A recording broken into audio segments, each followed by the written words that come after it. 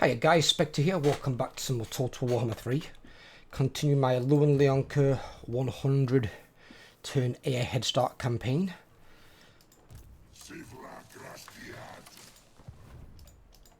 My strength and wisdom are yours. Beyond your comprehension. Cease. They've gone over there, okay. Wolfrick's over there as well. Alright. Noble.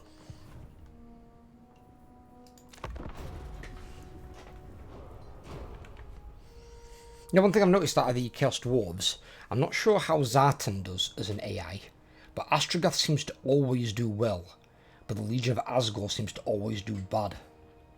I've not seen them really do well, they seem to get wiped out quite easily as Chaos Dwarves, which is really weird.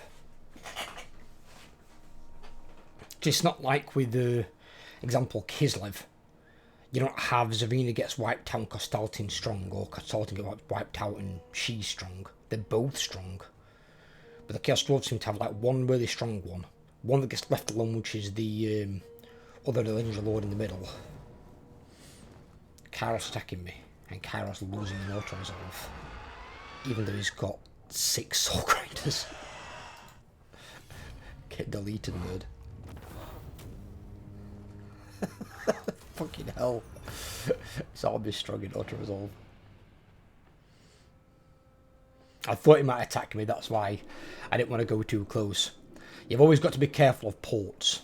If the enemy controls a port, they can come charging out of it with no loss to their movement. So always be really, really careful of ports.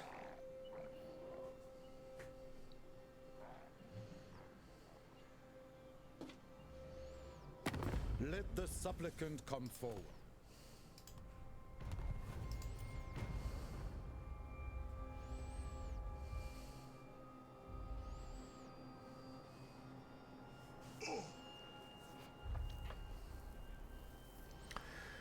Look how fucking dwarves can go out of control though, Jesus. Dwarves, the historic eyebrow here. Fucking hell. Just because a lot of these factions have much higher auto-resolve potential than the evil guys.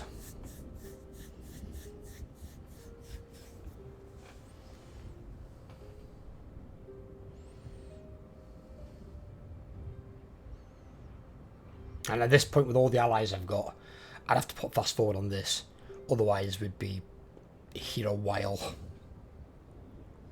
I don't mind watching Kairos's attacks because I'm coming into combat with him. And I might have to watch a bit of Marathis towards it, but I'm going to be careful with that as well, in all honesty.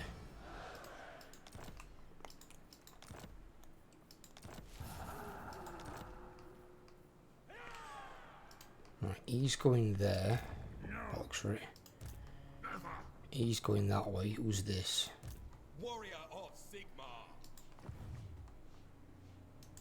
The goddess forbids it. True knight of Bretonnia. Okay, she's backed off. Fair enough.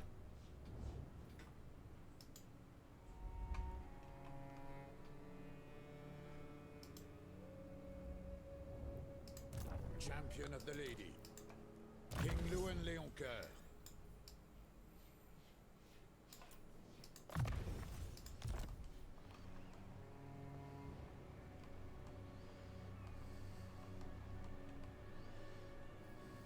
I assent to your order. I ride. I live to serve. Orions over here.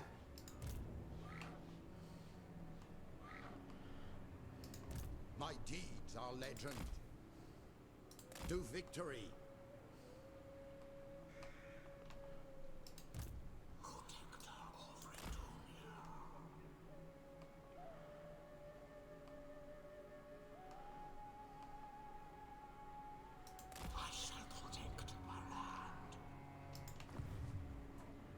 Oh, no, he's only got one turn left.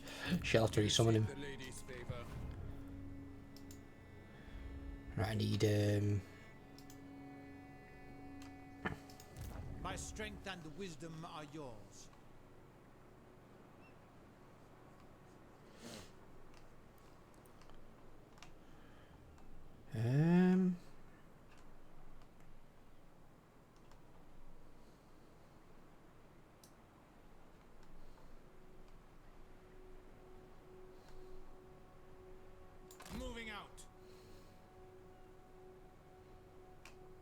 Oh, we're okay there.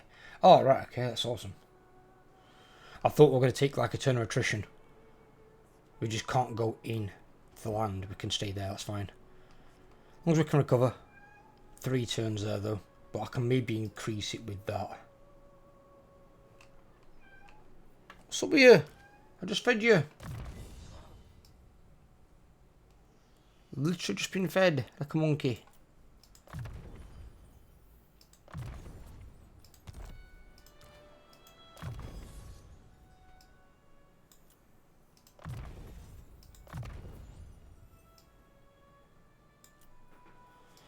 There we go.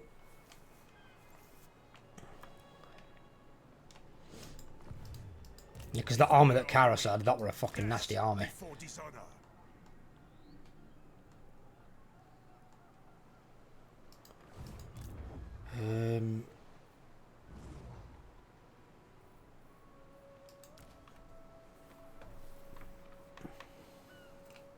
And see, this is why you take less casualties using these sorts of units. You know, to resolve. They've still taken some, but obviously, like my nasty Skulkers, my Skarsnik campaign, they take a lot, even against really bad forces.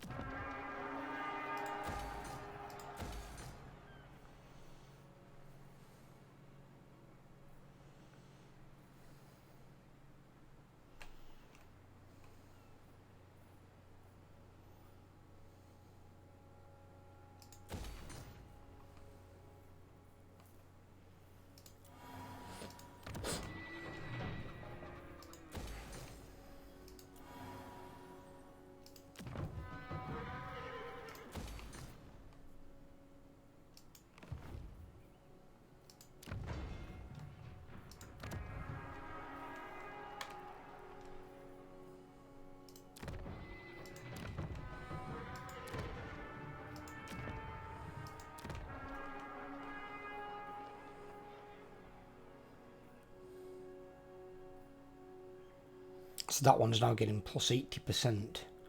Spring 720, and I've still got all the researchers to do for it. Well, another 3 researchers at least anyway.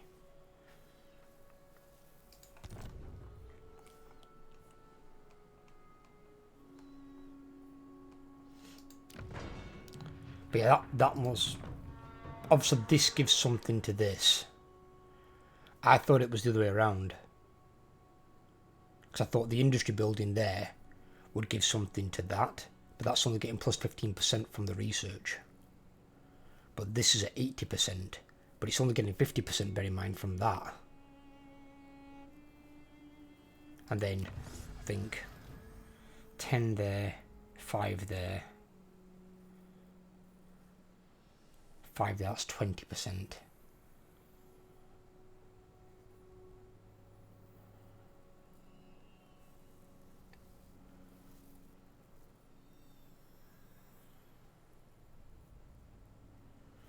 That technically be like 35%. I don't know. Maybe that, I don't know, because no, iron normally does work.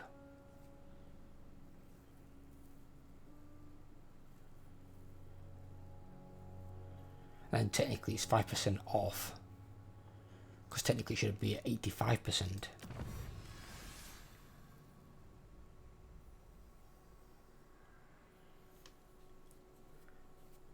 Or that only applies to the iron gem or gold mine though, hang about, that's why. So yeah, so if I've got 20% there, then I must be getting 10% from the iron.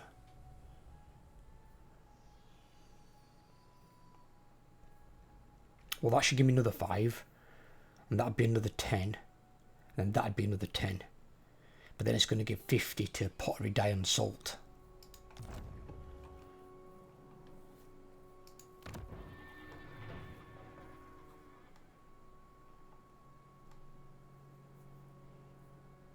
Very strange.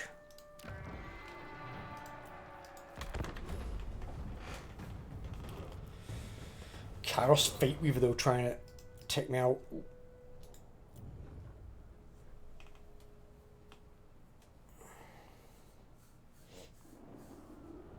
The big man himself just got slapped down.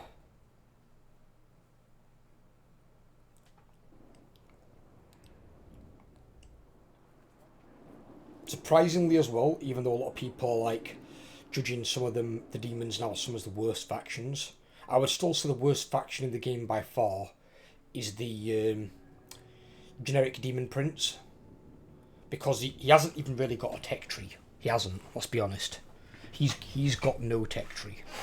His tech tree doesn't exist. They've kind of merged like his tech tree and his skill tree or something into one. It's garbage. He needs to have a tech tree just like Azazel's got, just like Balakor's got. He needs to have a tech tree, even if it's unique to him. It hasn't got to be the same as the Warriors of Chaos or the Demons. Give him his own goddamn tech tree. Make him a unique faction. If you want to play Demon dress up, make him his own thing. But at the moment, he plays like shit.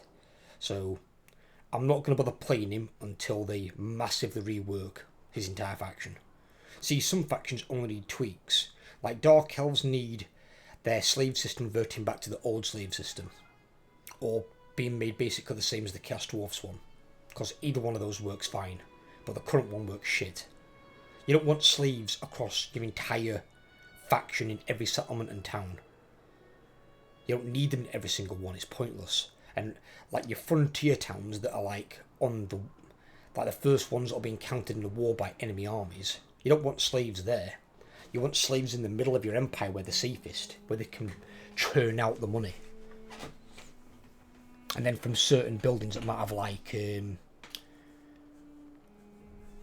strategic location. So like Karen Kart is a slave capital. That'll probably have some good unique buildings for getting more money out of slaves. So you'd want it for that. And then they need to just rework the dwarf grudge system. It's just bad. If you think of like, compare it to two other factions, Greenskins have got a war. When the war's maxed out, you're getting loads of benefits. When your war expires and you've got the post-war blues, you've got a negative. It's giving you some like all bad stuff. But it builds up slowly over time. And if you're having lots of battles, it builds up even faster. And then you start to get out of the bad stuff and more into the good stuff again. But you can choose when to use a war. It's not chosen for you. You can choose if and when to use it. You can go your entire campaign and not have to use a war at all if you don't want to. You can just keep it maxed out and have all the benefits that come with it. So you don't have to use it. Another one is Skaven food. So Skaven food, they build up the Skaven food. They need to make sure they've got some of it because each town and city takes one food and each army takes one food. You can counteract the city ones because the building you can build in there that gives you one food. So the cities can basically accommodate for themselves. You just got to account for the towns and the armies, which you can do through your undercities. Undercities, if you build the right buildings, can generate you 5 food per undercity. And then if you get any locations that have got pastures, they also give you really good food building. They help Skaven out massively. But if your food's kept green, you've got all the positive benefits of having maxed out food. Now, if you take over a city and you make it like tier 4 or tier 5 and you go down to like in the red, you'll get a lot of negatives. But again, you can build it up over time, either by being in a positive food amount anyway, and then also from winning battles. You'll get more food. But it builds up, where the grudge mechanic works the other way round. Your grudge mechanic already starts with some grudges at the start of every campaign, which I think is a bad idea to begin with. And when it's low, you've got all the positives. When it's high, you've got the negatives. But the grudge you can't control. You can control if you use food for Skaven. You can use it for Menace from Belows. You can use it for starting a town or a city at a higher tier level. But you don't have to. You can choose to do that as the player. The choice is in your hands. Same as using the war for the greenskins. You can choose whether or not to use a war or not. You don't have to use it. The grudge mechanic is passive. You can't control it. If a enemy agent comes along and does an action on one of your towns or cities, there's a chance it's going to create a grudge. If it creates a grudge, then you've got to try and resolve that grudge by either killing that agent or doing an agent action back against that faction. Which is really, really annoying. Or if, as I said, the worst one that happened to me were when I was playing Karak Kadrin, I had a Norscan army come down from the north, raid my territory for a turn, created a grudge, and then they fucked off back up north into their territory. The problem with that is, to absolve the grudge, I've got to defeat that specific lord's army. I can't just beat any Norscan army, I've got to beat that specific army. And it's almost like the AI knew that it would create a grudge, and then it's gone back up into the north and middle of Norsca that I can't get to. There were Norscan armies fucking everywhere. And then Arkin was also pushing in and giving Kislev a hard time. And I had enough problems in the south. I wasn't looking to go and attack north. So it's really awkward when you get an army do something like that and then you have no way to resolve that grudge. And that grudge will just build and build and build over time. And it doesn't take that long for the grudges to build up massive either. And then you've got all the negatives. Because you get negative control. The control you can kind of handle for the most part. Even in the high difficulties. But you can get minus 20 relations with dwarves. That's every turn. So you can end up eventually being at war with other dwarves. Because you can't absolve one grudge. It's stupid how it works. And no mechanic should work the way of being low is better than being high. Example like chivalry as well. Chivalry Bretonnians. Chivalry you build up over time. And you work towards getting it maxed out at 10,000. But again, it builds up. That's a passive mechanic. But you can also control that by if you win battles, you gain chivalry. If you go raiding people, you're going to lose chivalry. If you go sacking settlements and whatnot, you're going to lose chivalry. So there are some things that you can do to influence it. But that gives you all positives. All on the board anyway. Now, I'm not saying the grudge mechanic should give you all positives. But it should work differently. And it shouldn't be like, alright, you've got this grudge now that the AI has created for you by raiding your territory. And now you can't catch this army because they've gone into in the middle of deep in the enemy territory that you can't get to. Because there's about 15 armies between you and them. And then towns and cities on top. It's like, no. The grudge mechanic is a terrible fucking idea. It really is. It needs massively overhauling. Because the thing is, this is the thing with games. The very core of every game, every single game in existence, don't matter what fucking genre it is, every game at its core is supposed to be fun. It's supposed to be fun and entertaining for the people playing it. It's a form of entertainment. So, it's supposed to be fun. The grudge mechanic isn't fun. It's not a fun mechanic. At all. It's a terrible fucking mechanic. How it works. The mechanic is just frustrating for the players. And the AI doesn't have to deal with this mechanic. It doesn't affect them. They don't care. I don't see dwarves attacking other dwarves because they've got bad relations and they've got grudges coming out their arse. But it is a problem for the player. And it's an annoying mechanic. Any mechanics that are annoying, like the Dark Elf one with their slave system, that's also annoying. Because in the high difficulties as well, you can't maintain your public order. You haven't got like a public order building that gives plus 10 control. So you can try and keep your control under wraps. The control building for the Dark Elves gives very little control. And you need it because it's quite severe when you've got slaves across your entire faction. Without choice, I might add.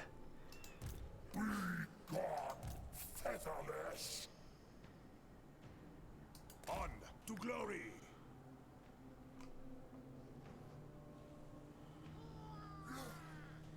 The lady beckons. Never yield. Welcome, Azir.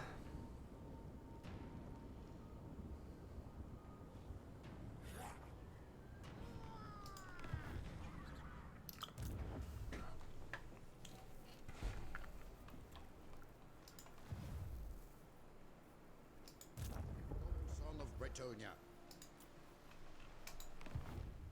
But yeah, there's just some factions I need to tweak. Wood Elves are another one. With them, they just need to tweak their economy. But everyone's known that for fucking as long as I've been able to play them. Their economy is terrible outside of the main trees. And although Wood Elves do have really, really strong armies, and they have massively strong armies.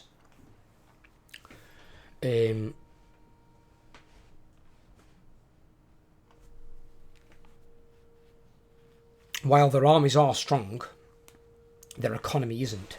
So you can't have lots of armies.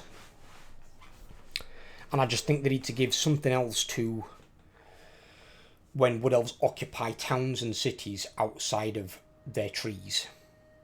Now, if they want to make it where towns and cities are kind of like ogres, where they don't actually get like city level buildings, they just get, you know, the settlement building and 3 build options, that's fine. But then give them a decent sized garrison.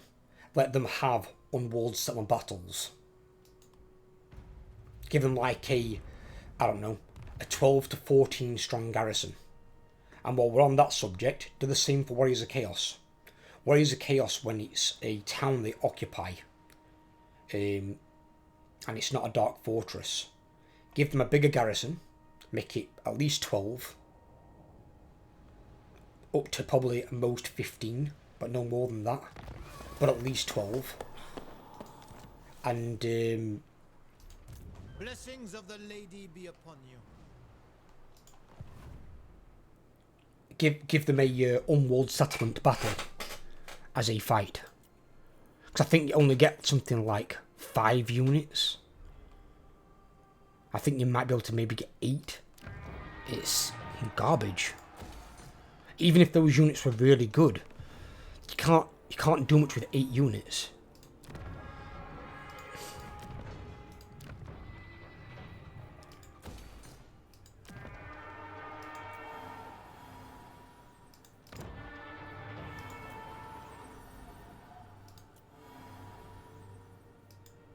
That was the same place, okay. Yeah, just they need to think about some things a bit smarter. Use a bit of common sense. Or, as I keep saying these days, it's more like rare sense. You don't really get much in terms of common sense anymore.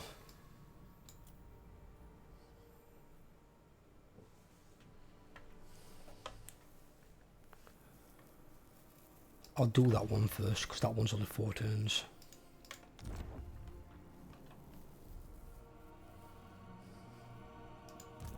Belakos back over there. Lord.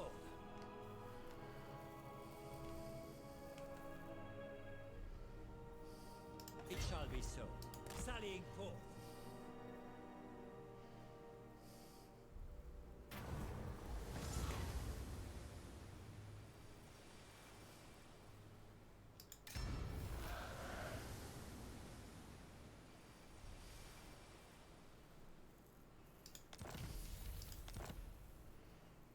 Onward! I will indulge you.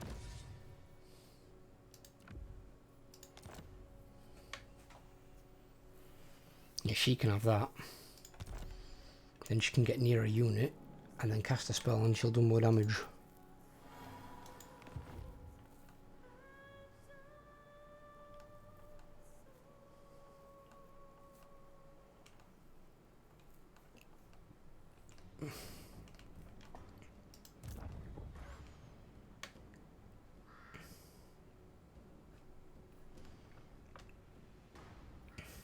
A king stands with you.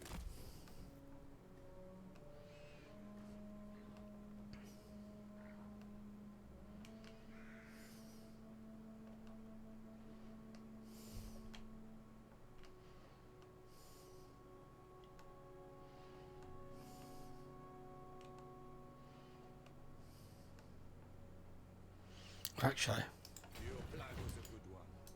and there's 2 for free round here. Just gonna get those. Ever faithful.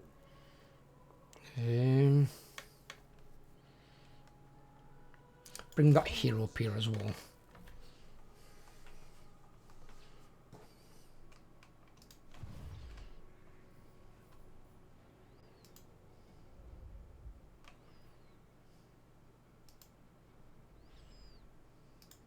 It shall be so.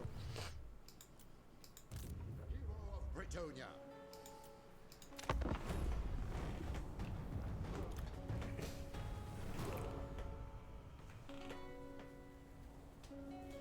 But there's a few fixes that need to be made. I think some factions just obviously won't be fun for everyone, and this is a big gripe as well on my part. Is I've got two friends who have bought Total War Warhammer 3, are trying it, and they've obviously done what the game recommends, which it recommends Cathay as a starting faction. Cathay are not a starting faction. Nor will they ever be while they have the yin and yang system. Because the first thing my friend said to me, we're trying to manage it, was an absolute nightmare. And I'm a veteran player, and I completely agree. That is not something a starting player should be recommended. Now, I think it also recommends the Empire. I wouldn't recommend the Empire either, because the Imperial Authority currently is crippling to a player. To the point where you've got enemies literally all around you. Because now have enemies being introduced into the Empire like Festus, alongside Vlad. Just no. If you're going to play Empire, play Volkmar. At least then you haven't got to do with the bullshit Imperial Authority mechanic.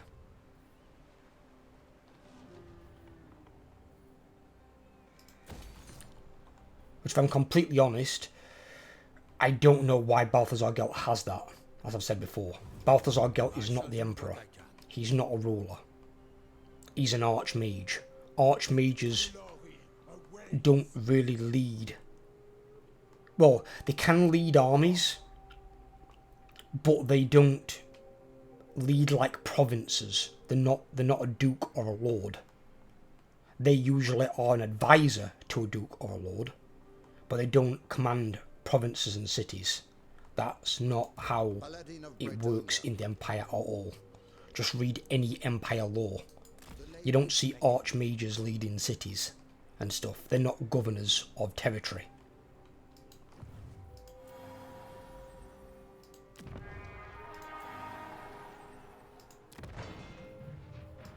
And generally speaking as well, although an archmage could lead an army, they don't raise armies. Armies are still raised by a lord or an elector count. They're not raised by a archmage. Archmage may attach to them and may take over command should the lord die or be wounded or whatever, or need to leave for whatever reason. But the army is still raised by the person whose territory it is, which will not be an archmage's, because they don't have that kind of authority. Armored in faith.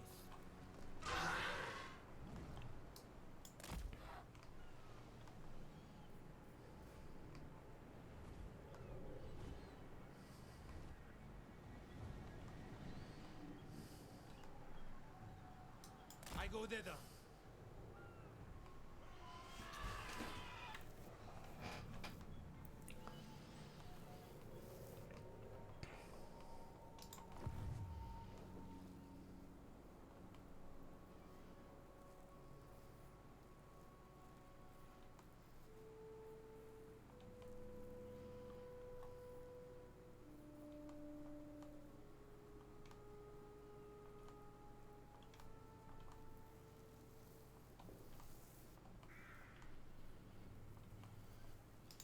Defender of the Everqueen.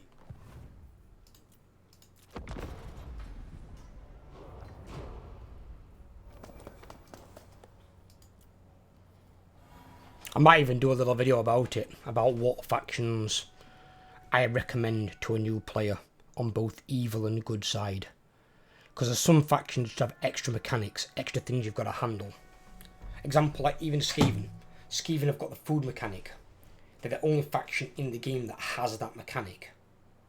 So there's no point recommending Skaven to a new player when the only time they're going to have to manage food is with that faction. Same with like ogres. They don't play the same. They've got a version of food. Different to Skaven though, doesn't work the same way, it's much easier to manage. But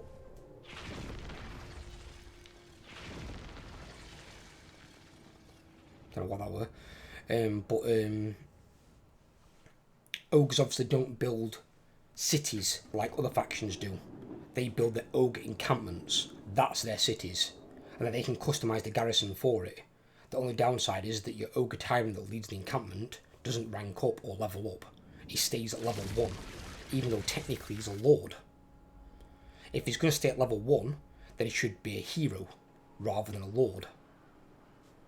So it's kind of weird. So I think they need to give the ogre tyrant either some sort of skill tree to coincide with the fact that he's a lord, or change him to being a hero. But again, I wouldn't recommend them to a newer player. For newer players, for like strong factions that are probably fun, I would say, and then strong. For good guys, definitely would be high elves. Kislev are really strong. I mean, their auto was all potentially disgusting.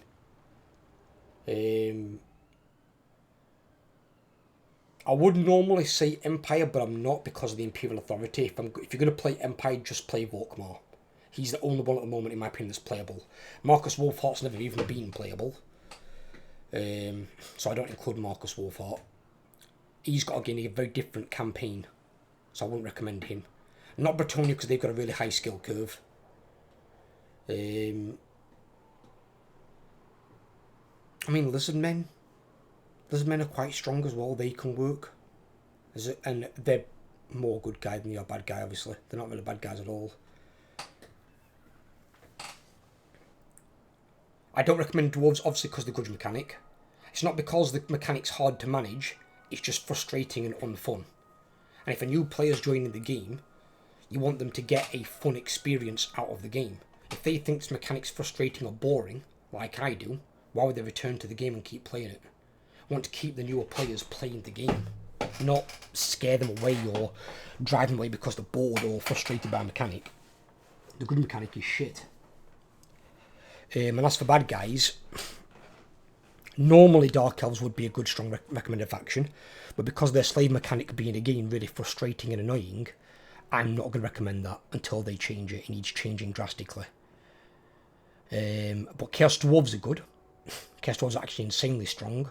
So they're good, even though you're a newer player, because you won't have any, like, hang-ups on how they work. You're able to just jump straight in. Greenskins are pretty strong. You've got to build certain units, but they're pretty strong. Warriors of Chaos are insanely strong. Only minor gripe they have is just the small towns they create when you're like trying to stop enemies from recolonising settlements. They haven't got a garrison worth shit, so they can't protect themselves.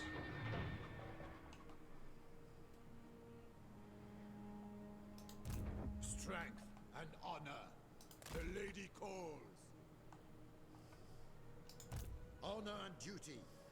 She calls.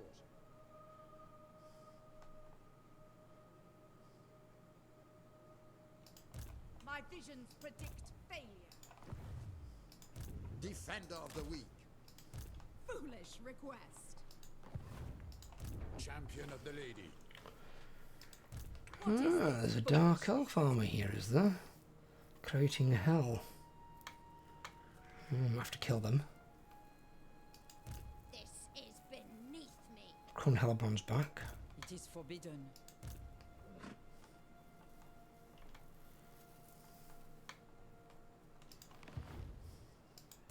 If the lady wills it. Ready to serve.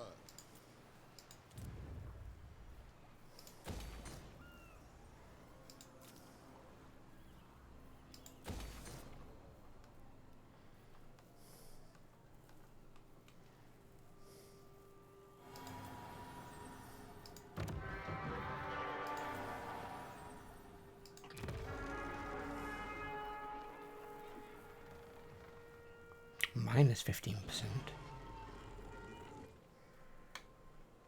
Oh, because of that. Okay.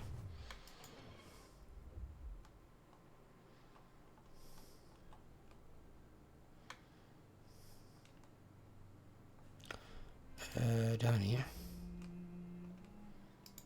My reputation precedes me. Attack!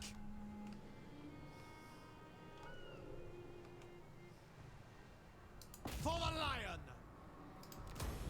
Lord of Bretonnia. That weird. Honor before glory.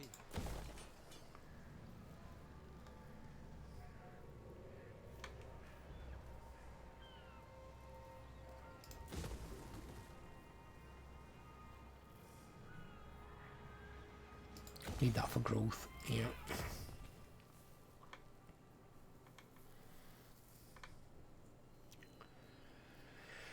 We could have the wine. We could have both of these. Take that for obvious reasons.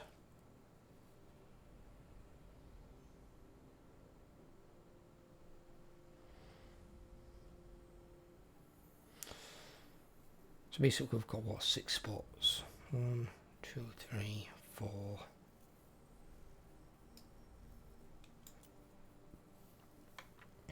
5. And then the garrison 6.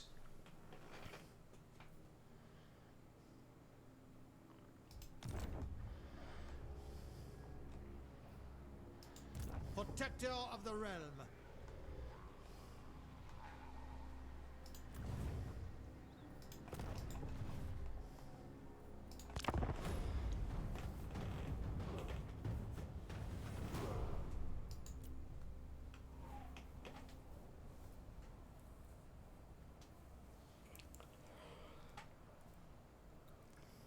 But overall though, I think the game's in very good shape.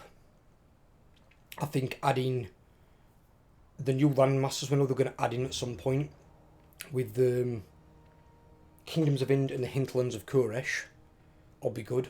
And then it's whether they add in Nippon and the Lost Isles of Elithis. They could add those in, they might not. As I said, I don't mind if they don't, as long as they complete the map and add in the ones that do need adding in.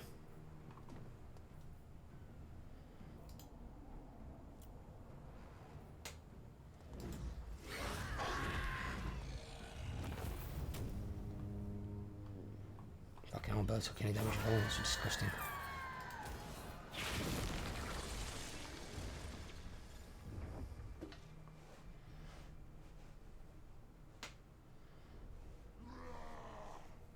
But then as well, if they do decide to expand the map slightly to the far side of Cathay, like if they move it a little bit, they're probably gonna have to if they include some other dragon children as well, which they probably have to at some point. Whether we'll get them all is a different story. Otherwise, Cathay will be very large. So I think there's like, 8 or 9 dragon children or something stupid. But if they do expand it that way and they include Nippon and the Lost Isles of Elithis, I want them to include both, not just one. So don't just include Nippon, not the Lost Isles of Elithis that are right below it. Include both or none, as how I'd prefer it to be. Because Nippon, they could basically create an entirely new faction again, with like samurai type culture and fighting monks, where they've created their own thing with Cathay as well. Some of the lore there, but not as much with Nippon, so see you can have a fresh take on that, and then Games Workshop can make the models. You've got another faction of elves on the Lost Isles of Elithis on one of these smaller islands, which is actually called Tor Elithis, which has got like a high elf group down there. But then the other islands, they could pretty much add on it whatever they wanted. You could put some already existing factions, you could put a new faction on there, and some of the island masses are quite big. I don't know if you can see it. I'll try and show it as best I can. So this here's Nippon, this big one, but it's got a top part to it and a bottom part, and this part says the Tower of the Rising Sun. So that's obviously some sort of capital, probably the Nippon people. And then you've got this one below it, again quite a chunky island there, another even bigger one there, and then 2 small ones with the Lost Isles of Elithis, with the Tor Elithis. So you've got quite a lot of landmass there you could use as well, because that combined is almost the size of the Hinterlands of Koresh itself, It's just split up with a lot of water in between it. So you've almost got like another subcontinent there.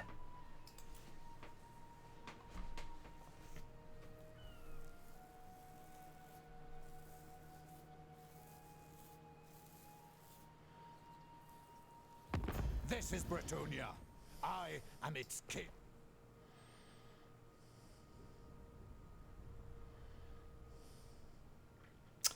Yeah, I don't think so.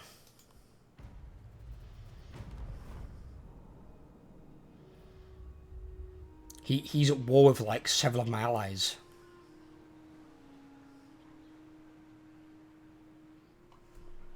And a bloody strong Thoric Ironbrow as well.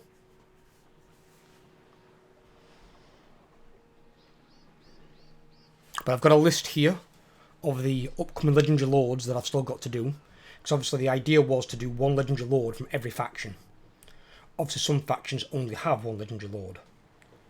So there's some of the ones coming up because I've played them to death in Realm of Chaos. So now I've not want to play them for a while. Next one coming up is Katerin with Kislev.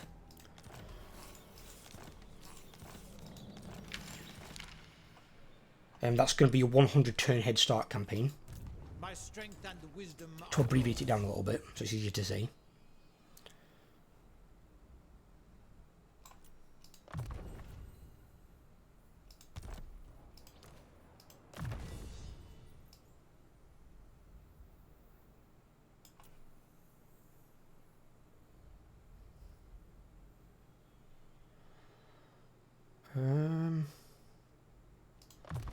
That actually were really good against Zinch because spell resistance in an aura around her.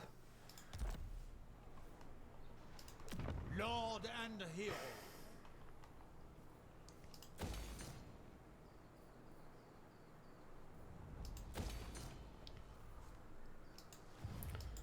Yes. My deeds are legend.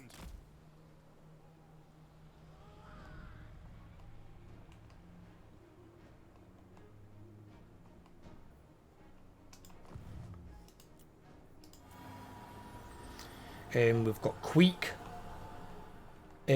After basically Queek probably after Skarsnik, more than likely, because I'm gonna have this one finished not long from now, and once this one's finished, I'll be starting Katerin's. After Skarsnik's is done, I'll be doing Queek. That'll be a normal campaign because you guys want basically a bit of both. So I'm gonna do a normal campaign and a 100 turn head start campaign side by side, and then I can always go back as well and play the same Legendary Lord again after I've played every single Legendary Lord that I want to play, which is obviously going to be a lot of content first. I can then go back and play them again, doing the other style of campaign, which I'm looking really forward to, because it'll just breathe some new life into it as well. See it done. My journey begins. You seek the lady's favor, King Lewin.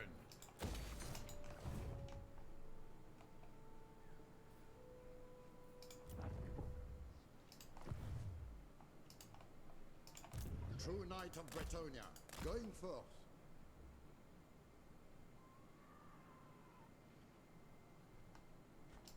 Right, he can stay there. We're here, we can take that, and we can potentially take this if they take it. This will fail. No. If not, we can relieve the city. After Katerin and Queek, I've got Kugath, and then Empire with Volkmar. He's the only Empire guy I'll play at the moment until they get their rework they need. But I have no doubt once the rework is done and the Imperial Authority is sorted out, they'll be playable again, they'll be fine.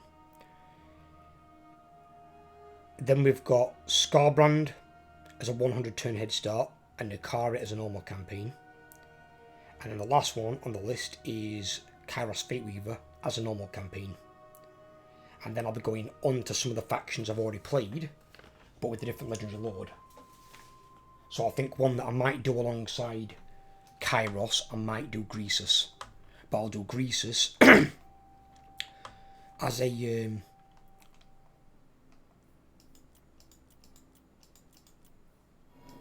I'll do Greasus as a 100 turn Headstart campaign. Very well, if you insist.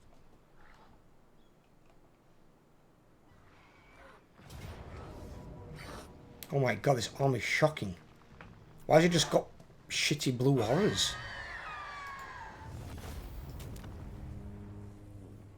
I'd ride right through that army. That was an all-ranged army.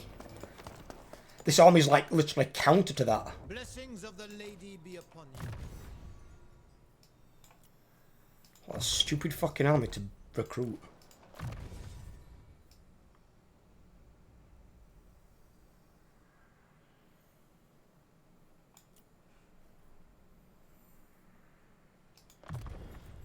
Let's get rid of some of this corruption. It's too much corruption.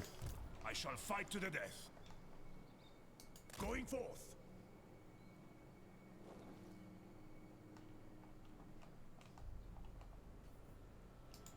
Guardian.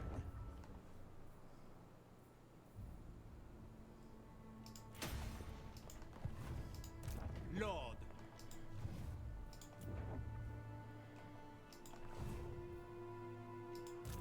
Protector of the realm.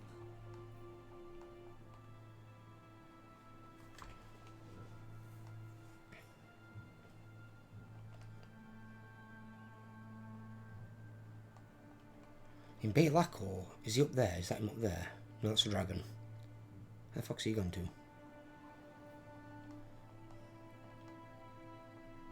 Oh, Hellbrand's coming down here again. Very well, if you insist. Weak and feeble. Hellbrand, fuck off. Lord of Stop being annoying. I assent to your order.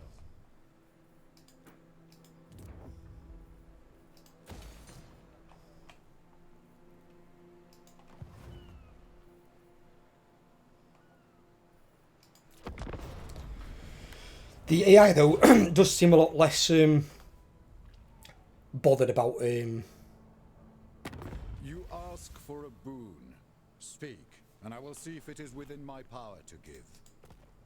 they do seem a lot less bothered about occupying ruins compared to Warhammer 2. Warhammer 2 they sniff ruins out from fucking miles away and just come running. There is a high elf faction on there, but I think it's the one off the coast of Lustria. Or it might be wrong. It might be the one on the very tip of Southlands. And they're called Tor LSR. Now there is one, obviously the one on Lost Isles of Lithis is called Tor Elithis. But it kind of leads on to the fact they might be moving that direction at some point. Because that would be then the complete map I've got here. This map as we see it, save at least the closest thing to this you can see.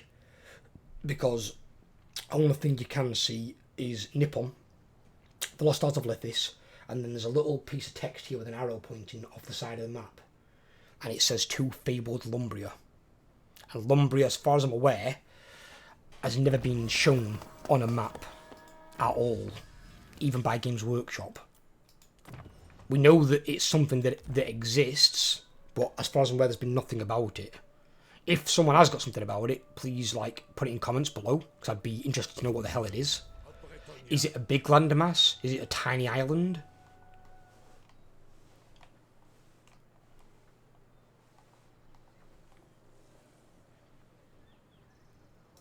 Farewell.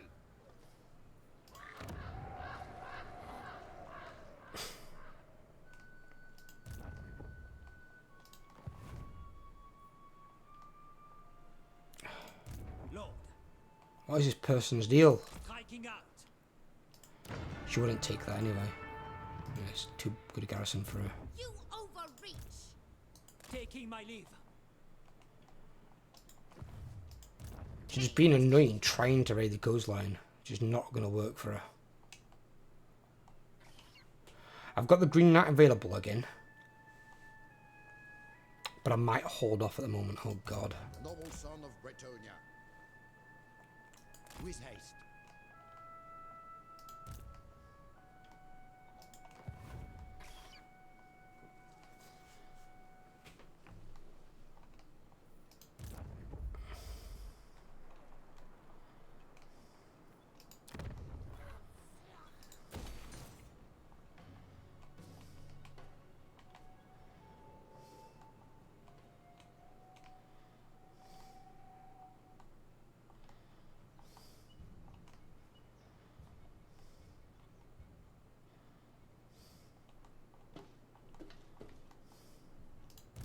you know who I am? Unwell. I will indulge you. I do like that you can move an encampment stance now as well. That was a really good change. Because beforehand you had to try and move so far and then adopt the stance. And sometimes as the game does, the game can just fuck you and be like, oh no, even though you've got 52% of your movement and it requires 50, you can't adopt it for some stupid reason. It does it all the time and it's so annoying. Still does it now in Warhammer 3 as well. It's like, see, I haven't found a way to fix that yet. I don't know what the hell it is, because it's, if you're showing you've got more movement or the exact movement required, there shouldn't be any restriction.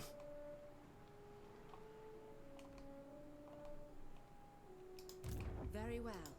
Denied. You waste my time. No. If these are just armors of fucking dread spears, oh my god, I'm gonna walk over them.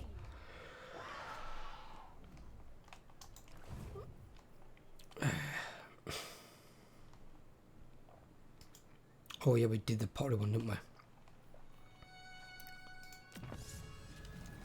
Pottery dye and salt. This pottery's now getting 57% extra because of that. That's good. And that one's getting 105%. I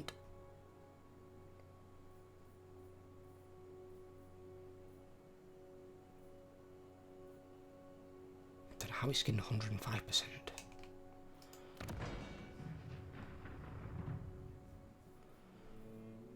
That one's getting 95%.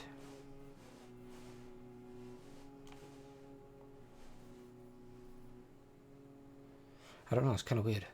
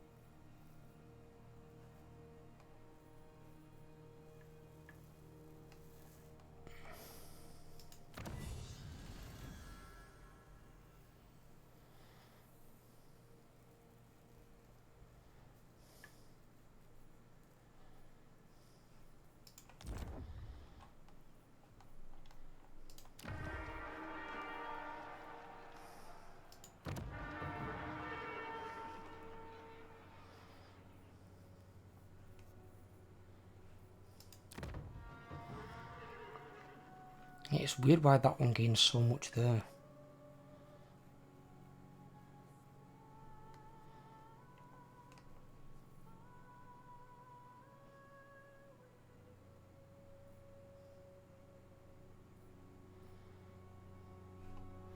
Very peculiar.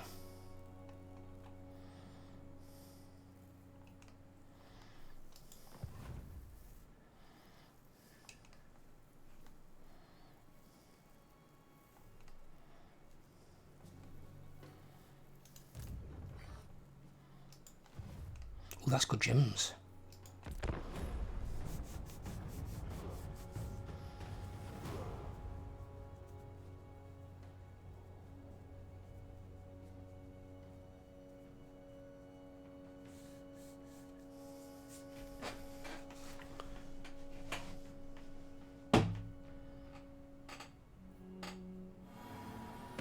You ask for a boon.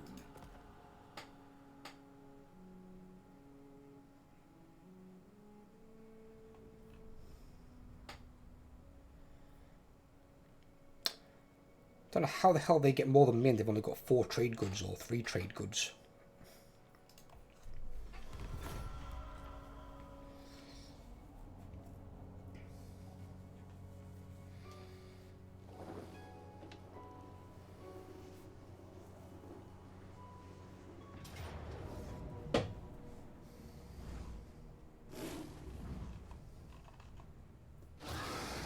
Oh, she's actually bothering to attack, okay.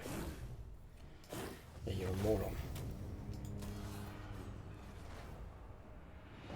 Did that same thing once before. She's obviously sick of moving, and it's like, well, you're not taking my town. I'm not going to let you. That's why I have an army back there for that reason. And the problem is with the AI as well, once the AI get a town or a city, obviously worse if it's a city because they can build better units, but even if they get a town in like your area where you are, all they're going to do then is recruit loads of units from there. And because they can damn near globally recruit in one fucking turn everything, they can even get good units from back home. And then you've got these nasty armies popping up everywhere.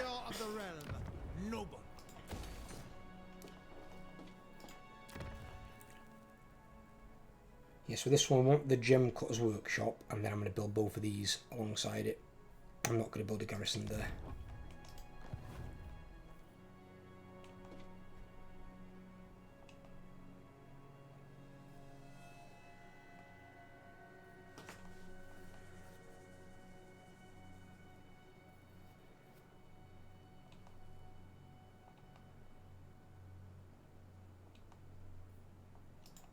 Valiant Lord. Very well, I go. I am the blood of Shield.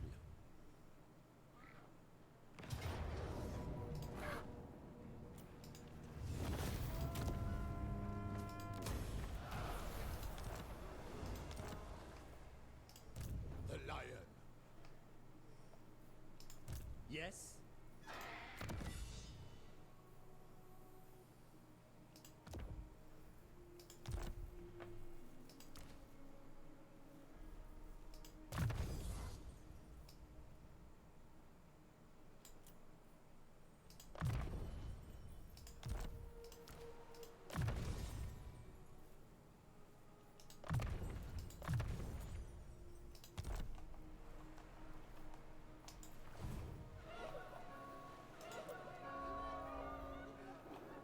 I killed my Grail Hunter. He's wounded. What a dickhead.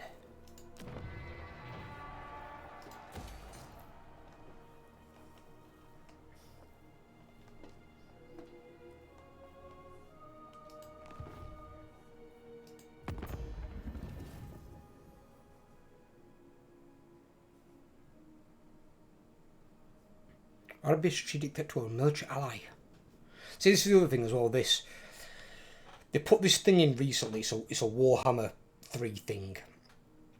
But strategic threat should be abolished once you are defensive or military allies.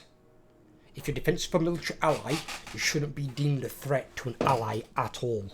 You are an ally. And that would apply on both sides. You wouldn't be a threat to them, and they wouldn't be a threat to you. You're an ally. Why would you be a strategic threat? If anything, you're a strategic benefit, not a threat. Makes no sense. Knightly valor.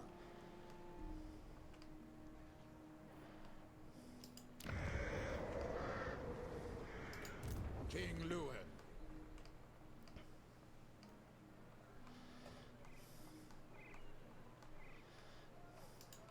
Warrior King.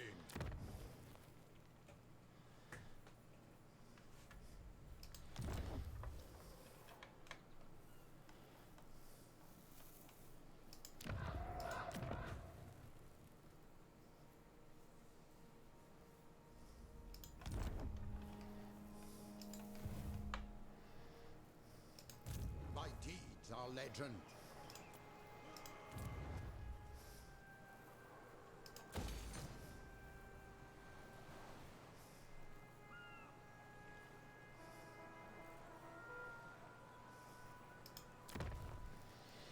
Portalo.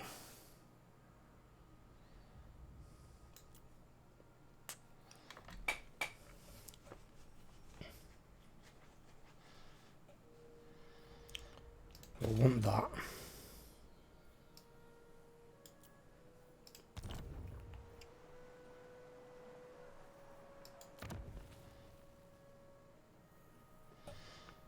I mean, I could get this for like paladin capacity, if I think I needed it, but I can get 7 paladins.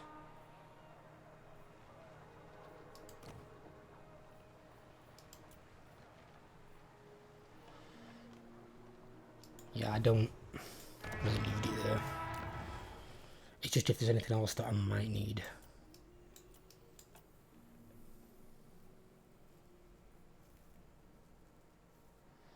That can give some income and more control. And then this one, well, that's better if you are recruiting from there, I suppose.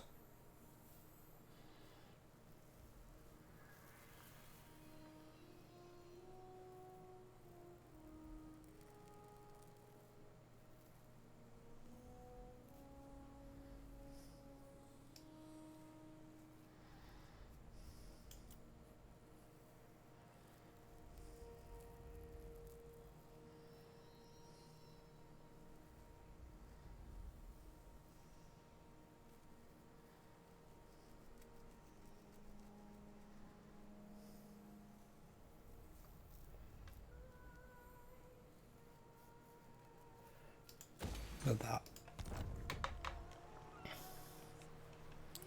And get the public order up a bit further. My reputation precedes me.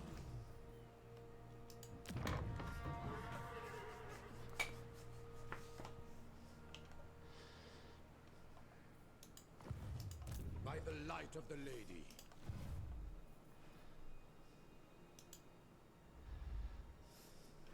Oops, down here, aren't we?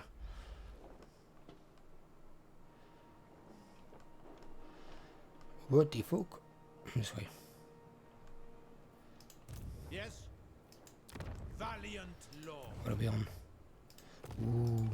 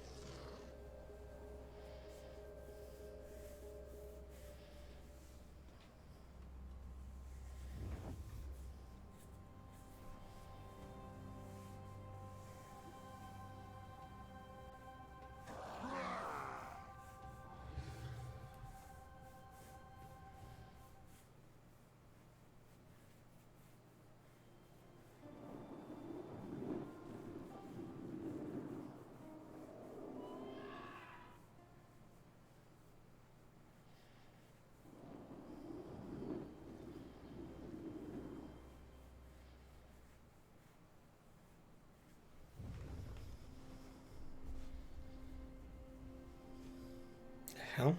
Oh.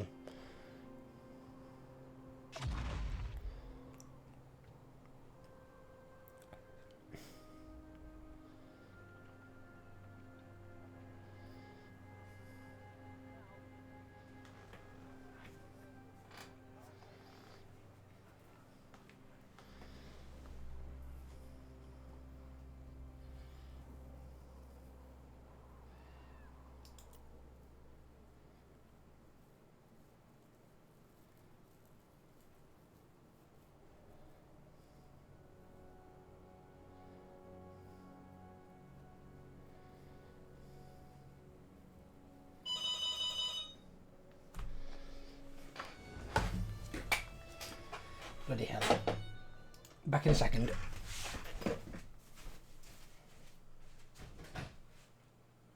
What? Hello? Why? Speak at the mic. I can't hear you. Speak there, we're speaking now. What are you saying? I'll leave it.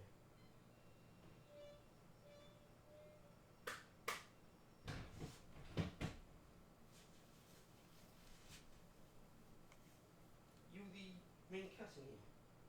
Is that your pillow?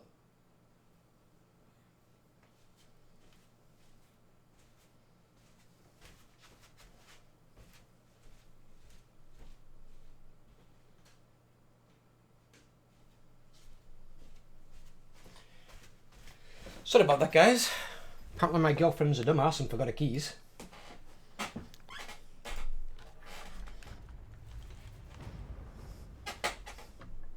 What the hell was that? Oh, that was the thing for Throggen, weren't it?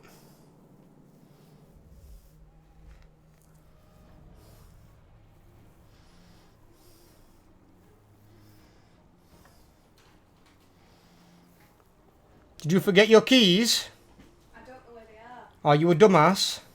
I don't know where they are. It's not like Well, you want to find them? I have a gift for you.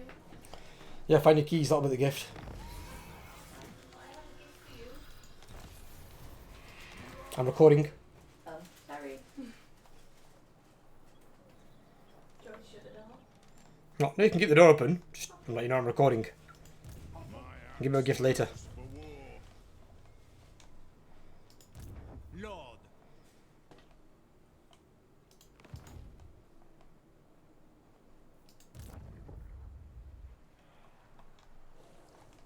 Did you have a nice time out with Jake? Did you have a nice time out with Jake? Yeah. Good.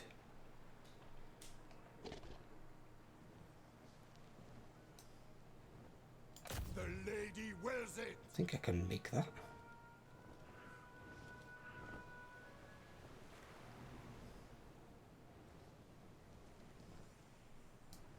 The lady.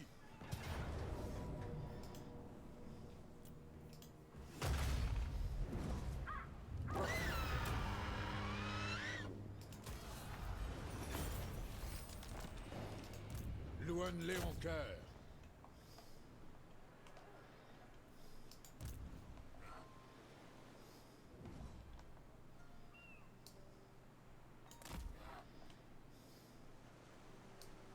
Moving out. Glory awaits. Lord and hero.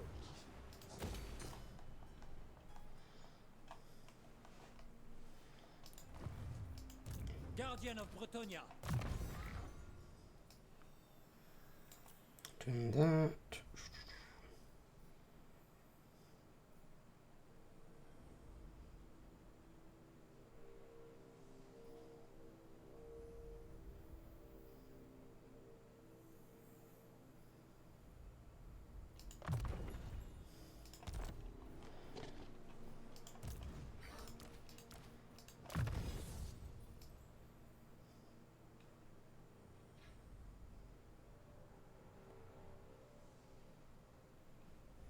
Oh shit, she got no more points to use? No. See, this is something C also needs to get round. So, level 45, she's going to have... She's basically going to have like 5-6 skill points. She'll get one at 50, where she can spend one there. But you're going to have points left that you can't use. Don't know why they couldn't have thought, hang about, we're going to increase level cap to 50.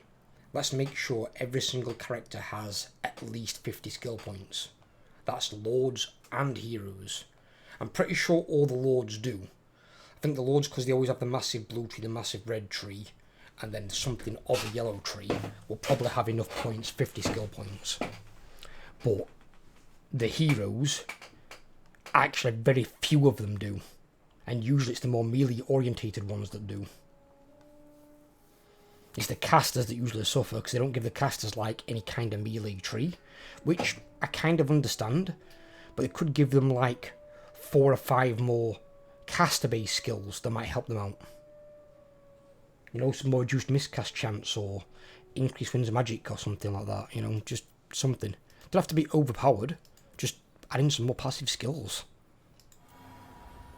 Can't be that bloody difficult, surely.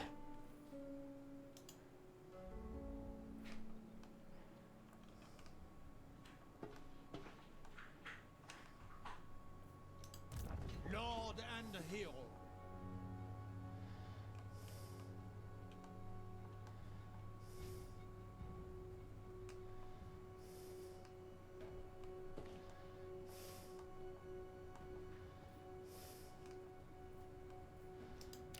Noble.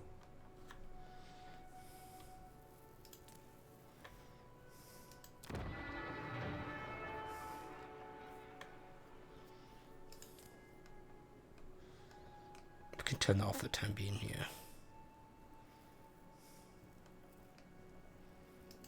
Honor before glory.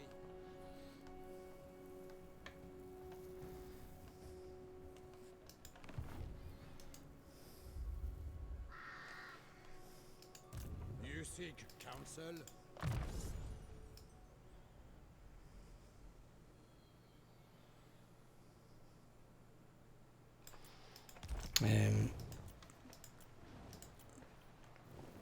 So we've got 28 out of 30.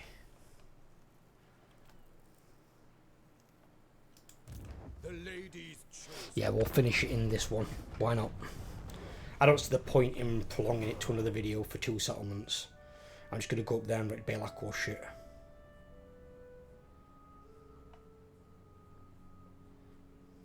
I am King Leoncoeur.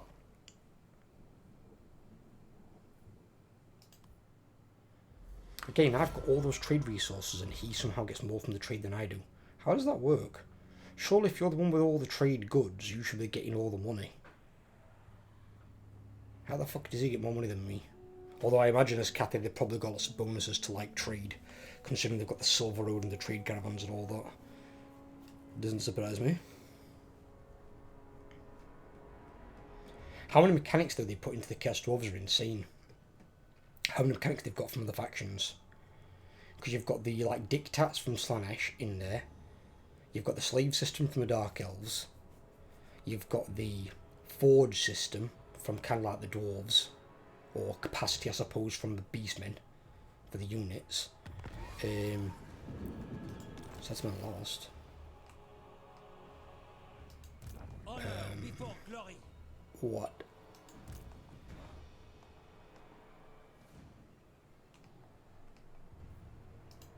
Faith is my armor. Who calls? On to victory!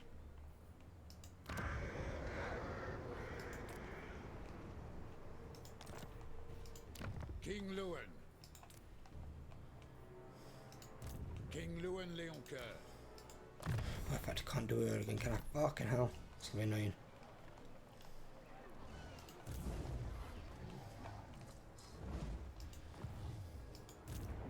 So they land to come and attack my stuff? How does that work out?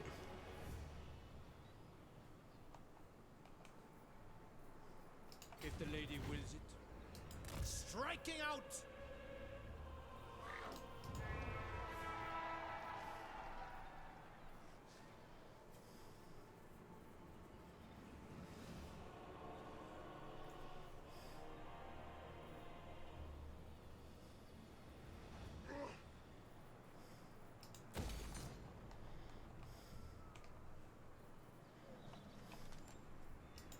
Blessings of the lady be upon you.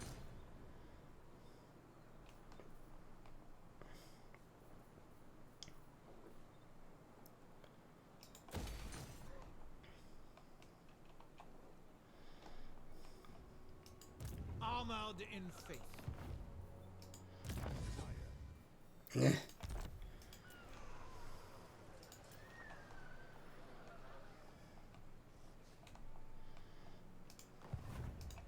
I am yours unto death. Yeah, I love it. They both land here, march past Tor Anlek, march past the Shrine of Cain to come to my town that I've just conquered. You seek the It's lady's great. favor. Who's the guy with selected units? Oh, that's why my units are more damaged. I wonder why they're more damaged than the 10 before. Level 50 fucking hero, of course, as well. That's gonna go down well. Absolutely yes.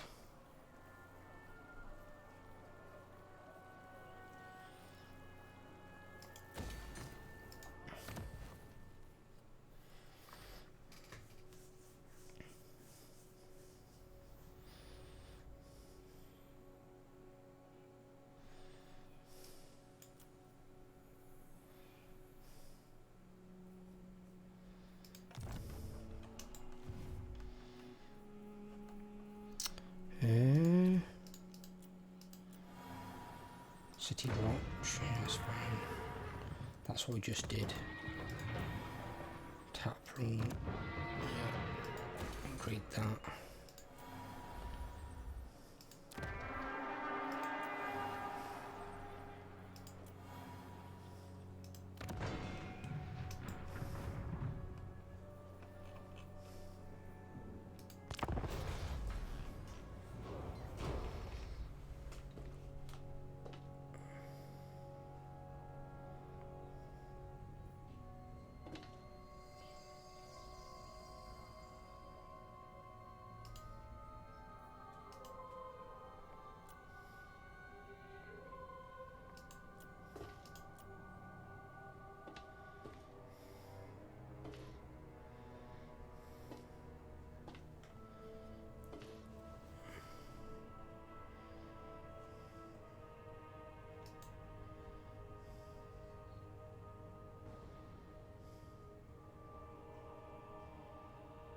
Only 60 factions left though. I can't believe Grimgul's still alive.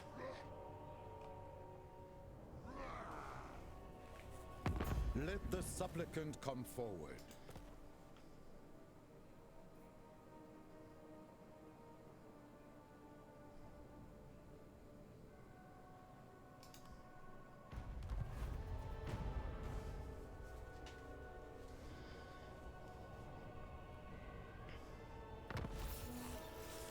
Now there's 61 factions.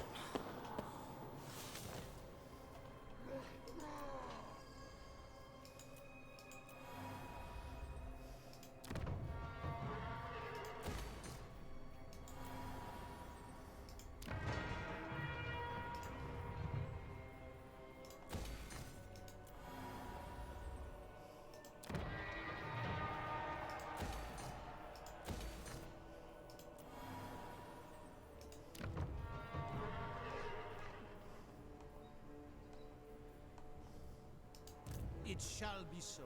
Very well, if you insist. Praise Sigma.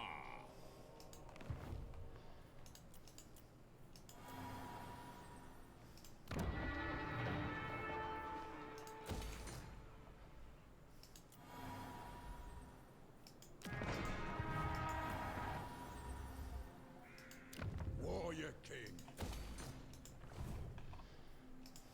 I will indulge you. Oh, this fucking guy. Zero, go away. God, he's a menace. On for the How does he get 2 successful actions in 2 turns in a row? He's doing more damage than an armor would do.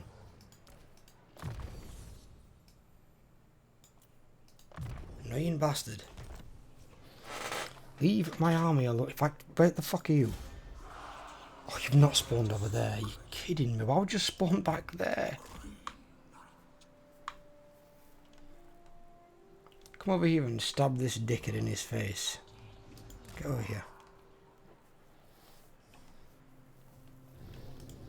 I thought you're supposed to spawn at the side alone. I was going to attack them this turn, but he damaged my army. Definitely not. His armies are still shit though, to be completely honest. champion of the lady. Right. A king stands with you.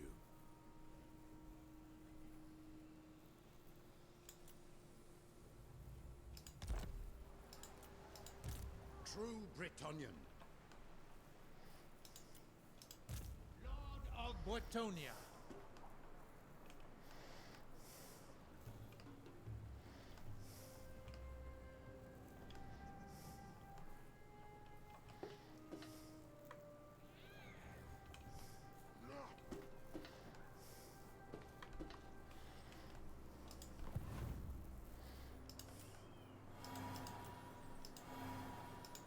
Do you know who I am?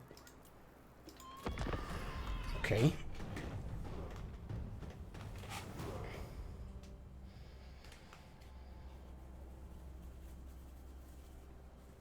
And it'd be nice if that Dark Elf hero that's level 50 could stop victimising my units as the player and actually go and attack one of the AI fucking units or settlements nearby.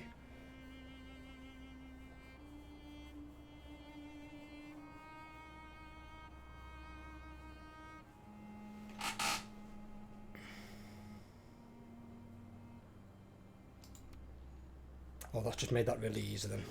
They declared war on Volkmar.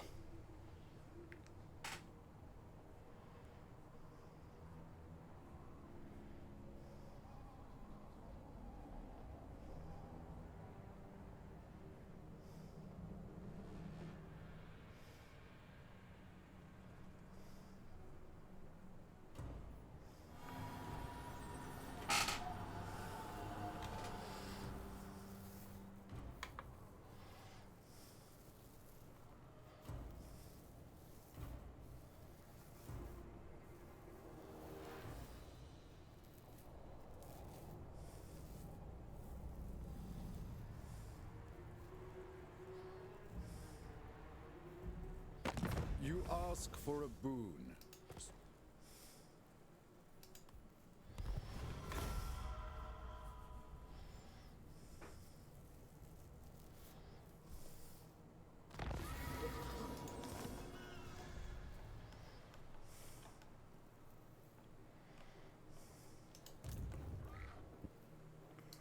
suppose so. Sallying forth! Glory awaits! I'm gonna tell that one. Paladin of Bretonnia. Just so.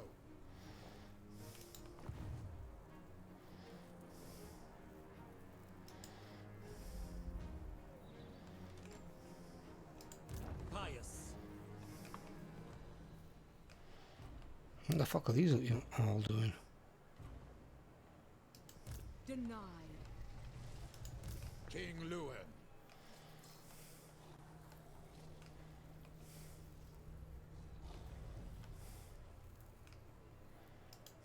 Do you know who I am?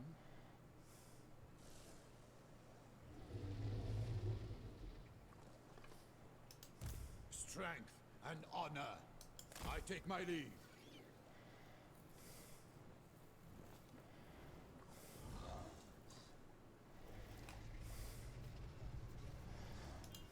Armor He can stay there and defend that. Since there's both an admiral coming in and an army there. No. Another admiral there.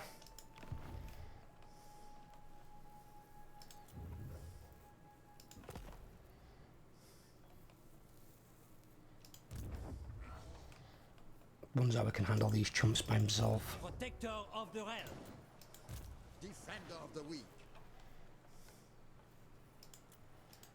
My blade is ready.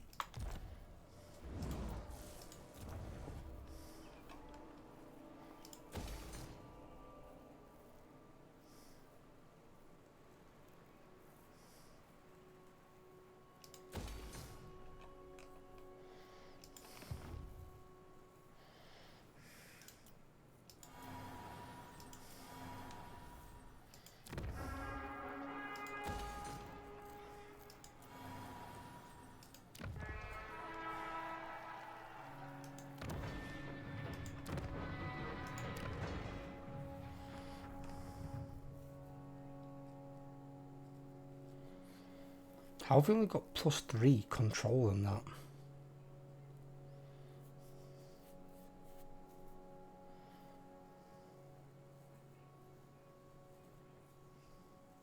It's weird.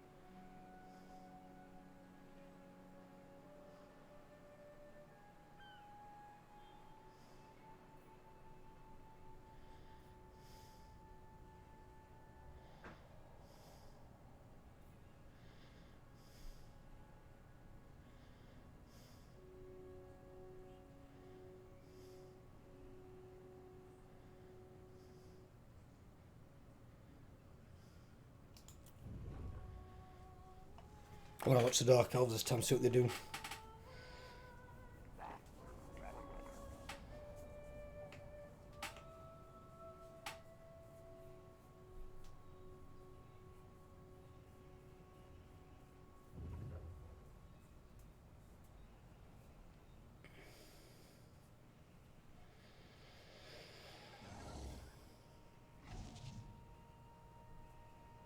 Oh, they took trying to curtain us. No.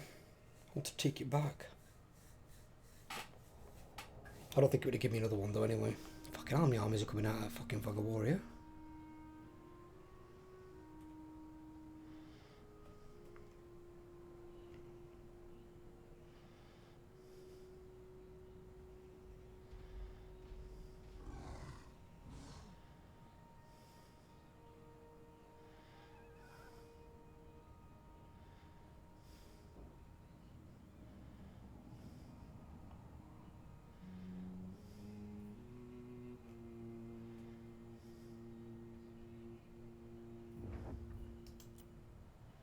Okay. Actually gone back up from 60 to 62 factions. So 2 rogue armies have spawned in places. Or there's been a rebellion and something's taken something.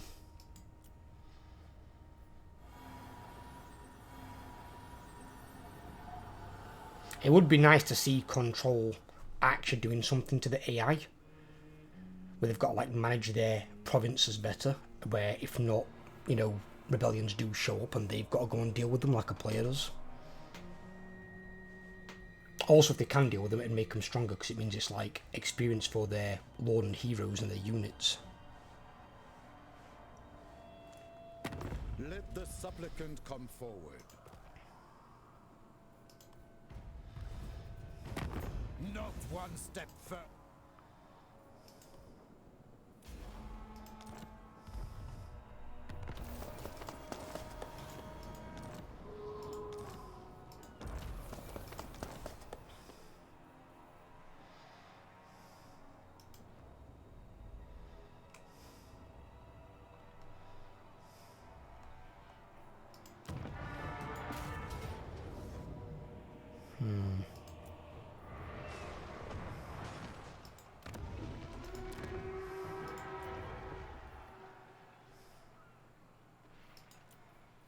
My strength and wisdom are yours.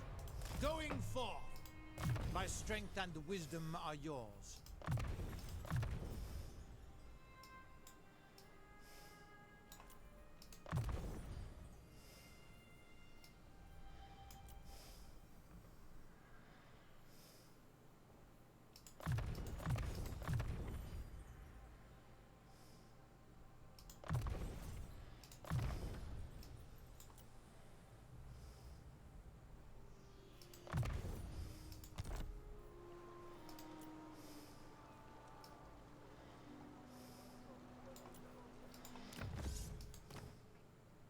He's got the first 2 hours. Alright, okay, so we need...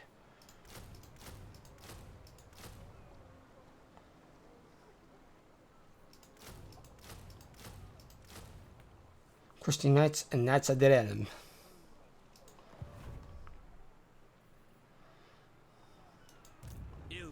Yeah, he's got 4 fucking chosen though with halberds.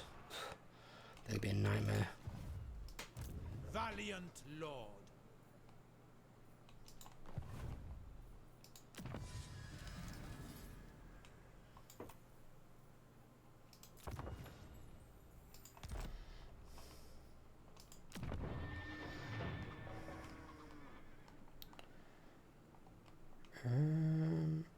Not really what we're checking. Oh, there. There. It's got 115%, it's been 860. That one's not bringing 860, that's weird. That one went before.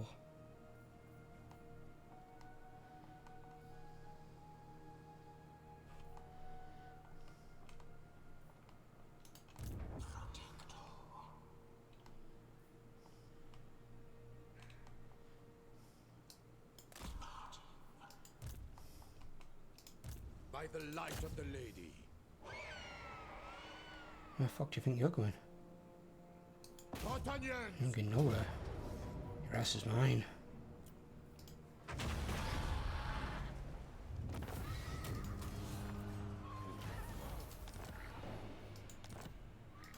I am the blood of Shield.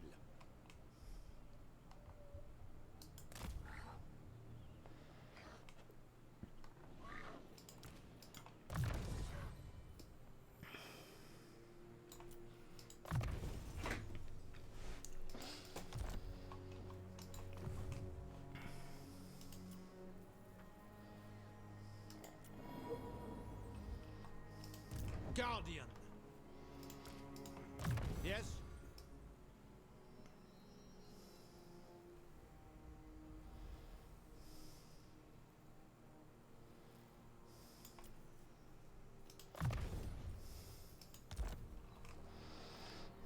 Attack!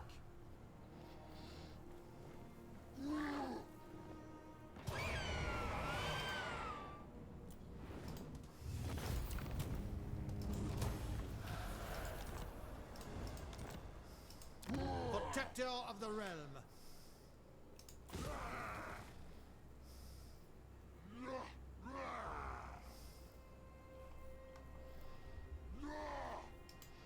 Nothing in Antok, is there? No. Okay, so...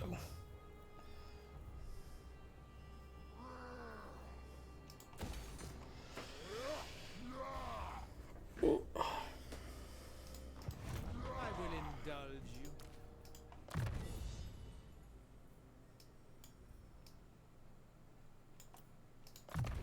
That one...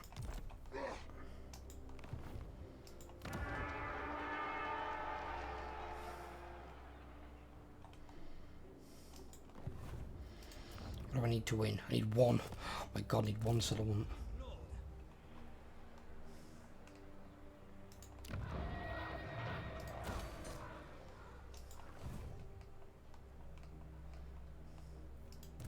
Noble. I go thither. Actually, gonna send these up here. They're just gonna go for it. It shall be so. Going forth.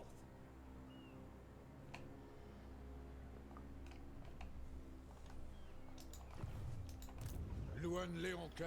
This campaign obviously would have been a lot longer if I'd have started it at turn 1 and not turn 99. But that is the only time I'm going to do that. It was to basically just showcase the idea and get it out there, see what people thought, and people absolutely love it, so we're sticking with it. And because it's my own unique idea, you know, it came from this brain. People are really having some fun with it.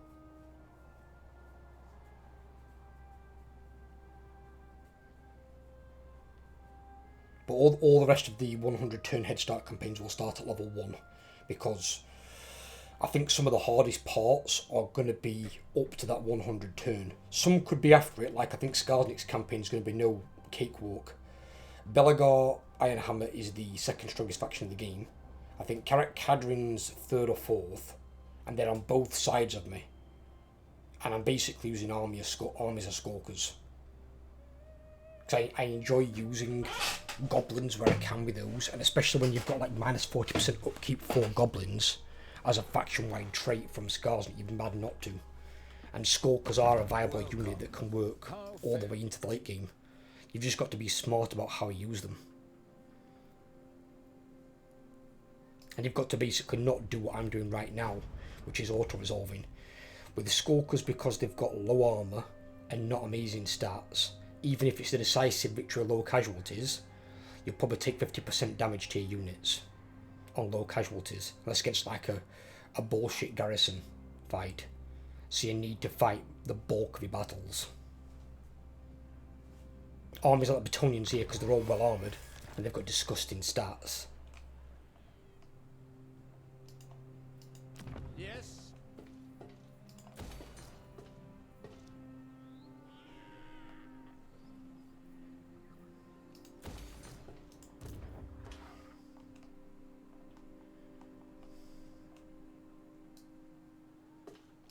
That would make us take attrition. Do you know who I am? Get outside of there then. If the lady wills it.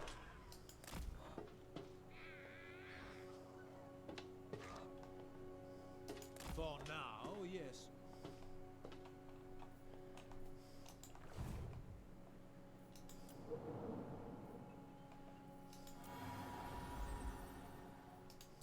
Highest.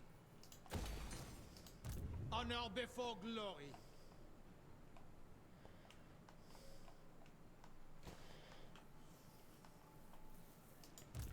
Never. My reputation precedes me.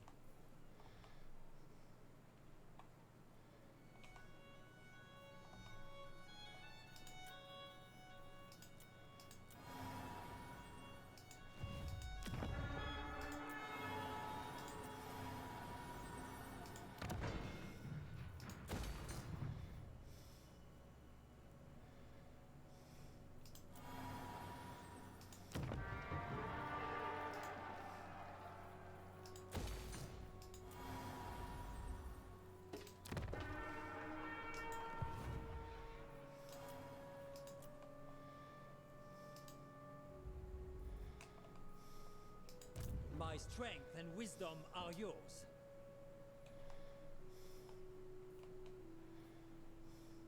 Lead Waving. Onward.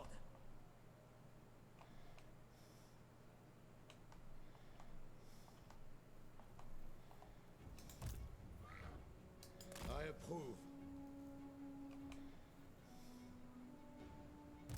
Who calls? You seek the lady's favor?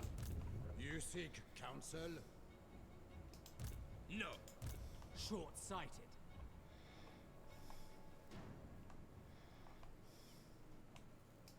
No. Unthinkable. What is this foolishness? Ridiculous. Ridiculous. King of Bretonnia. For the lady! Gives me a valiant defeat. Ooh. Oh, that was with a blessing? Oh, fuck that. I didn't realise that was a thing. I thought the retreat thing was only if they attacked you and you retreated. Not if you're attacking them and then you decide to retreat from the fight.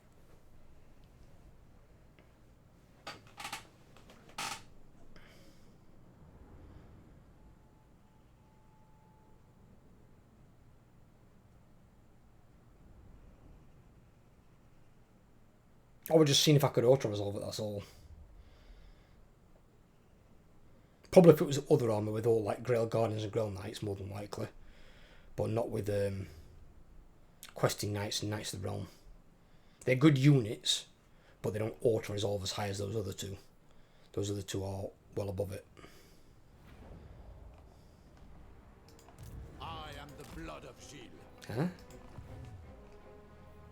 What? My Oh God, is it? reputation precedes me. It's going to turn backwards or some stupid shit. What are you doing?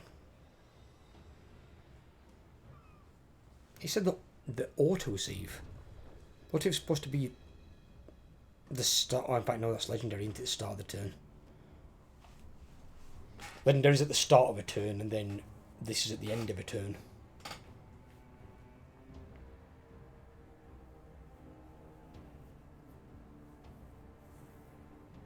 At least I now know how that works. I didn't realise it was the end of a turn. Sorry, the retreating from a battle, you initiate an attack. So if you retreat from a battle and you initiate the attack, you lose your blessing of the lady. Or if they attack you and you retreat, you lose the blessing of the lady. Obviously, you can regain the blessing back, but the blessing now is worth a lot more than it was before. Before it was worth, I think, 15% or 20% physical. And now it's worth 15% ward save. Which is ridiculous. I'm not losing that.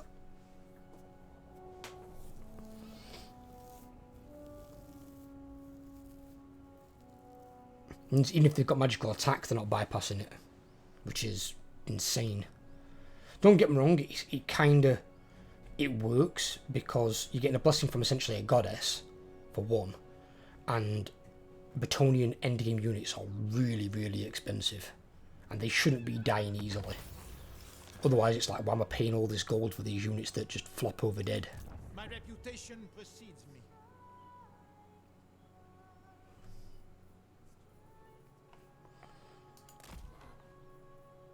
I will indulge you. Striking out! Let's get him moving.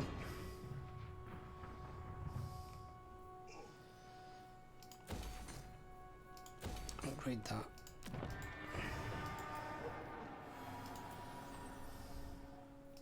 Protector of the realm.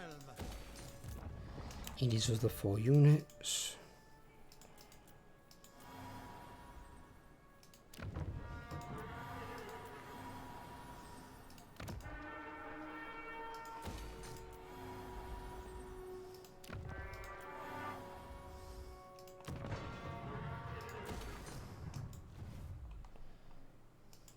For now, yes. Moving out. So yeah, basically if you retreat under any circumstances, you will lose your blessing. I go Obviously it's a lot worse on these, I think, because I don't... Did they get that on those? Who calls? Oh no, these do get it as well. The lady calls. Just they obviously get a natural ward save as well, where these don't. But that means they're getting a 15% ward save, but they were getting, I think, 20% physical. But on a dick load of armour, and then pretty good melee attack and defence as well. Ridiculous. I could probably beat these armies if I fought them, but I wasn't prepared to fight them. I'm not bothered about fighting them.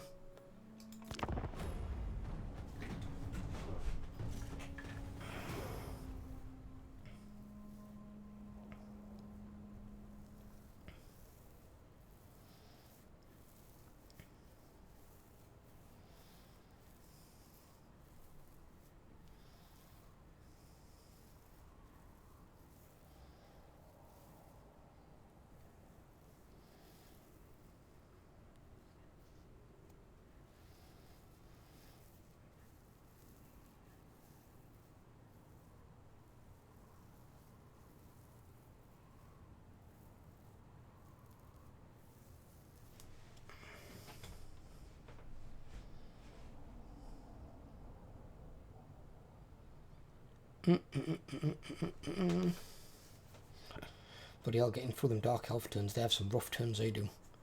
Amount of armies they've got and stuff. See, the thing is though, the mechanic with the Dark Elves, the slave mechanic, it benefits the AI more than does the player. Because they're not bothered about public order and control. They make massive use out of it. But the player's use, because you've got to like manage control across your entire faction, is such an arseache. But if you don't get your slaves high enough, you're making no money. But what CA have mismanaged is where, like on Chaos Dwarves, you can turn the slave mechanic on and off, and you can have it to receive it in certain areas and not in others. That's the control we used to have.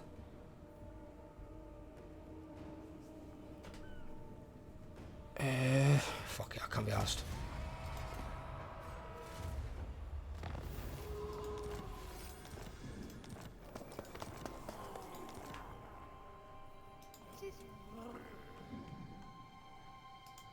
I shall do what I can. That's the control we used to have in Warhammer 2, and they took that control away from us. I will indulge you. Oh, Pilakos back. Why? Can we just land on here?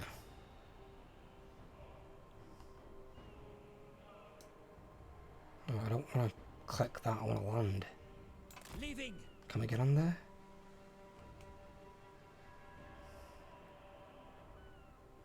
We can. Right, it's fine, we can take a little bit of attrition, it's not a problem. Beyond your comprehension. I might get hit by a number of armies next turn though. Shit.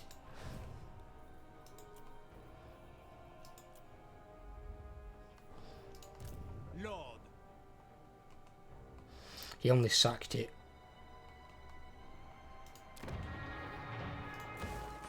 Why bother doing that? Absolute dickhead.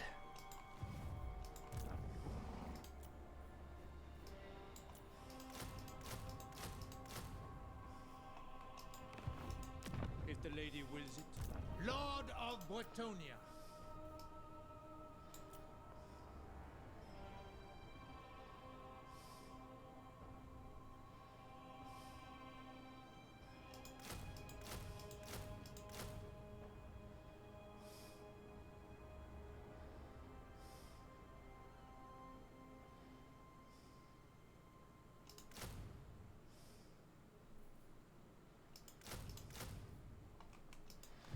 That'll do.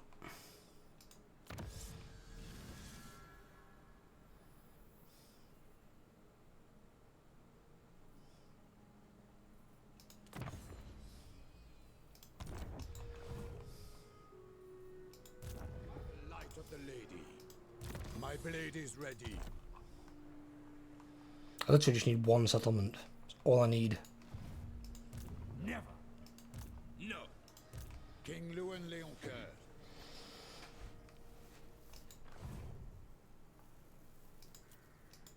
Noble son of Bretonnia. Death before dishonor. Forward then.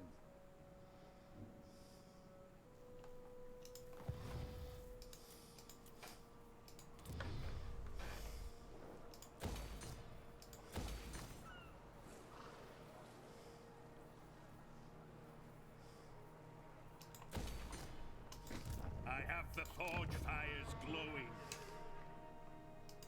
Yes? I refuse. Sallying for. Whoa, why is that guy's head so tiny? He's got like a midget head. His fucking head's like shrunk into his body.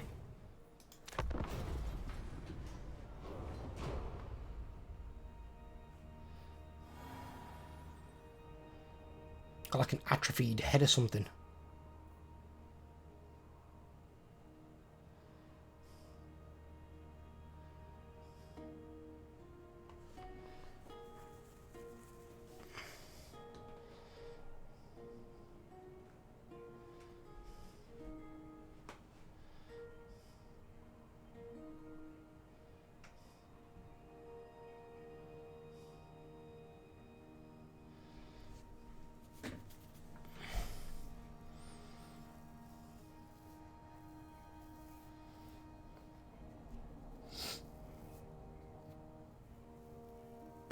Let the supplicant come forward.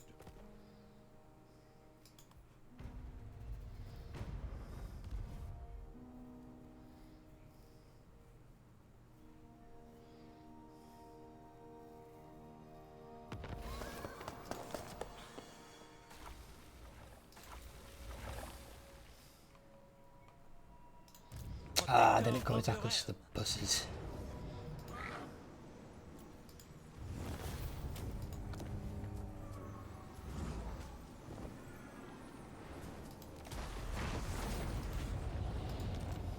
Hey, the short campaign victory. If the lady wills it. That's what we wanted, basically.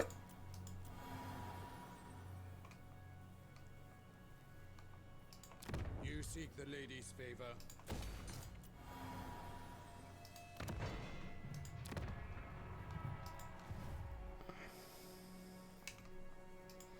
Valiant Lord.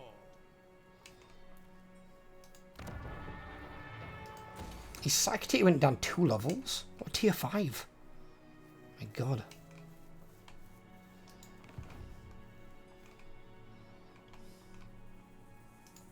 Do you know who I am? Going forth. No. Onward. Leaving. Move around him. Jesus Christ. It's a tiny dwarf. Council.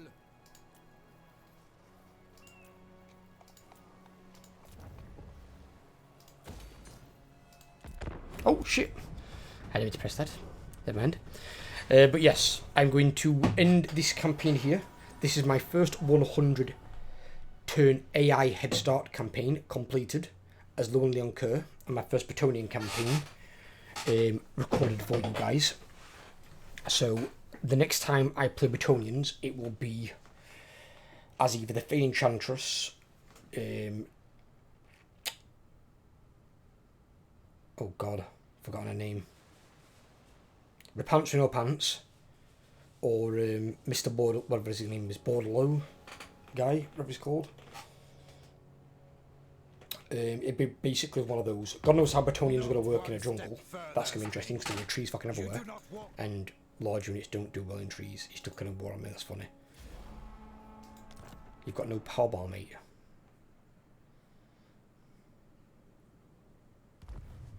Belacco's coming here. But yes, so the next campaign I'll be starting now will be Catherine. I'll be doing Catherine, the 100 turn head start campaign. So that's going to be interesting to see how that goes, and that'll be my first Kislev campaign to completion, because I've played Kislev to about turn 50-ish, about 51, 52, and as I said, how I perceive them is they are basically a reskinned Empire. They're just much stronger than Empire in auto-resolve. That's basically it. But I hope you guys have enjoyed this campaign. If you have, leave a like. If you're new around here, please drop a sub, help grow the channel. And I'll catch you on the next video. Take care everyone and have a great day.